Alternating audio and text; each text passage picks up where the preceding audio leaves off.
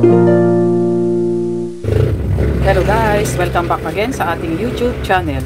So for today's video ay magluluto tayo ng dinengdeng na kalabasa at patola.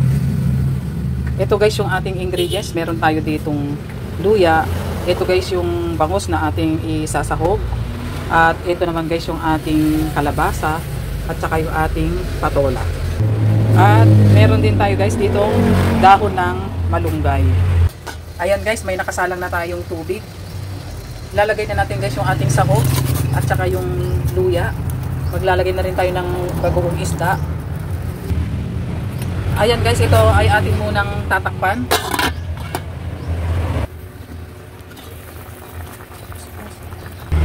Hanguin muna natin guys yung ating mga isda para hindi madurog paglagay ng ating mga gulay.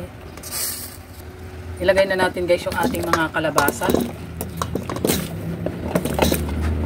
At ito ay ating munang tatakpan. Antayin natin kumulo. Update guys sa ating niluluto. Tingnan natin guys yung kalabasa kung okay na. Ayan, malambot na guys. At ilalagay na rin natin guys yung ating patola. At ibabalik na rin natin guys yung ating mga isda.